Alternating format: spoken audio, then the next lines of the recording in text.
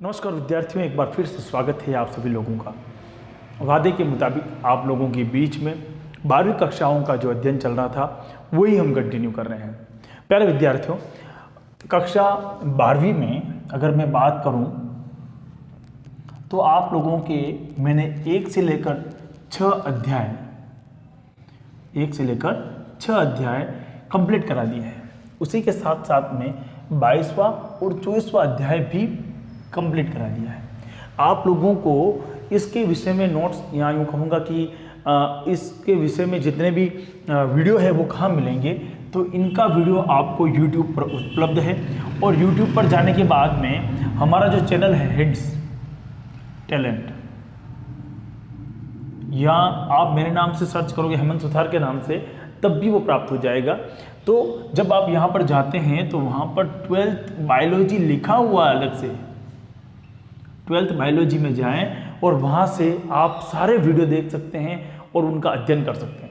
ये तो हो गई बात कि आप कहाँ से अध्ययन कर सकते हैं। आज हम एक नया अध्याय प्रारंभ करने जा रहे हैं, एक नया पाठ पढ़ने जा रहे हैं और उसका नाम है हमारे पास में वाष्पोत्सर्जन।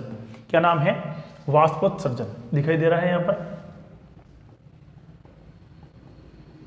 देखिए, वाष्पोत्सर्जन का मतलब क्या है, पहले इसको थोड़े से अपन टुकड़े करके देखते हैं, समझने की कोशिश करते हैं। 12वीं कक्षा के विद्यार्थी हैं, वैसे तो आराम से समझ में आएगा। वाष्प का बनना, जब भी किसी चीज़ को गर्म करते हैं, चाहे वो आपका मोम हो, चाहे वो आपका पानी हो, चाहे आपके पास में कोई भी पदार्थ हो जिसको आप गर्म करके वाष्प में बदल सकते हैं, तो ऐसी परिस्थिति में क्या होगा कि उसमें से क्या निकलेगा? गर्म होने पर वाष्प बनेगी। पानी को गर्म करने पर क्या बनता है?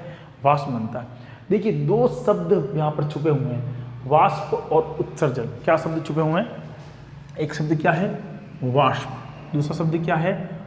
उत्सर्जन। उत्सर्जन का मतलब ऐसा पदार्थ जो बॉडी के लिए आवश्यक नहीं है, उसे निकालना ही महत्वपूर्ण होता है, उसे बोलते हैं उत्सर्जन। तो वाष्प का उत्सर्जन, उसे हम क्या बोलेंगे? वाष्पोत्सर्जन। वाष्पोत्सर्जन किस में होता है? मुख्यतः से पादपों के अंदर होता है। मेरी एक बात समझ में आ रही है? चलिए, तो पादपों की वह घटना, पादपों की वह घटना जिसमें जल को वाष्प के रूप में त्यागा जाता है, वाष्प के रूप में त्यागा जाता है। अब दिमाग में एक क्वेश्चन आ रहा होगा कि जब वाष्प के रूप में उसे छोड़ना ही है, उसको त्यागना ही है ना, तो उसको ग्रहण ही क्यों किया जाता है, उसको लेते ही क्यों है? देखिए, मैं यहाँ पे एक बात और कहूँगा आप लोगों को कि वाष्पोत्सर्जन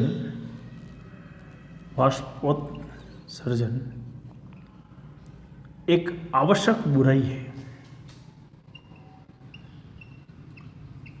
आवश्यक बुराई। देखिए, इस कोटेशन को ध्यान से देखिए। मैंने जो कोटेशन लिखा है उस चीज़ को समझने की कोशिश कीजिए। मैंने क्या लिखा है? मैंने यहाँ पर इस ब्लू लाइन में लिखा है कि वाष्पोत्सर्जन, वाष्प का उत्सर्जन एक आवश्यक बुराई है। कैसी बुराई है? जरूरी भी। आवश्यक का मतलब क्या हो गया? बहुत आवश्यक है। इसके बिना प्लांट का जिंदा रहना संभव नहीं है, लेकिन वो क्या है? बुराई है। आवश्यक क्यों है? क्योंकि अगर वाष्पोत्सर्जन नहीं होगा तो पानी ऊपर नहीं चढ़ेगा, और पानी ऊपर नहीं चढ़ेगा तो पानी की जितनी भी संबंधित घटनाएं हैं वो नहीं होंगी, और घटनाएं नहीं होंगी इसका एक ही मतलब हुआ, क्या मतलब हुआ कि वो पादप ग्रो नहीं कर पाएगा, बढ़ नहीं पाएगा और उसका खेल खत्म हो जाएगा, यानी प्लांट की मृत्यु हो सकती है। लेकिन बुराई क्यों है?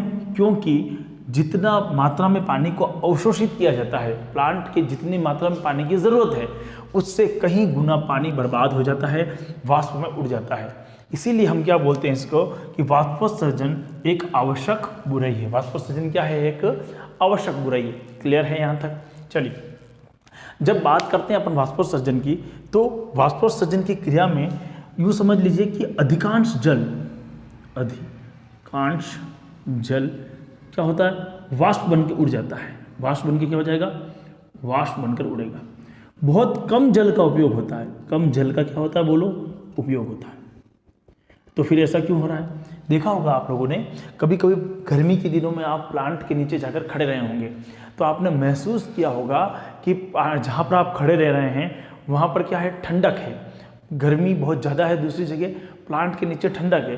ठंडक किस वजह से है? वो इस वाष्पोत्सर्जन की घटना के कारण ही हो रही है, बाकी ये संभव नहीं होता। चलिए, अब आखिरकार अगर वाष्पोत्सर्जन के बारे में पढ़ना है तो हम कहेंगे कि वाष्पोत्सर्जन होता कितने प्रकार का है। तो क्या लिखेंगे? वाष्पोत्सर्जन के प्रकार, कितने प्रकार का? मूलतः प्रकारों की अगर दृष्टि से देखा जाए तो इसको 3 भागों में बांटते हैं। कितने भागों में बांटते हैं भैया इसको? 3। Number 1, number 2, number 3। पहला हमारे पास कौन आता है? रंध्रीय। पहला कौन आता है? रंध्रीय वाष्पोत्सर्जन।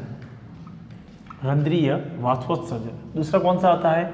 उपकला, उपत्वचा, है ना। उपकला कहें या त्वचा कह सकते, उपत्वचीय, है ना, उपत्वचा या उपत्वचीय। तो एक तो हो गया रंध्रीय वाष्पोत्सर्जन, दूसरा हो गया उपत्वचीय वाष्पोत्सर्जन, और तीसरा हमारे पास में आता है वातरंध्रीय। वातरंध्रीय। तो यानी कि अगर हम रंध्र की बात करें तो कितने प्रकार के हो जाएंगे वाष्पोत्सर्जन? कितने प्रकार के हो जाएंगे?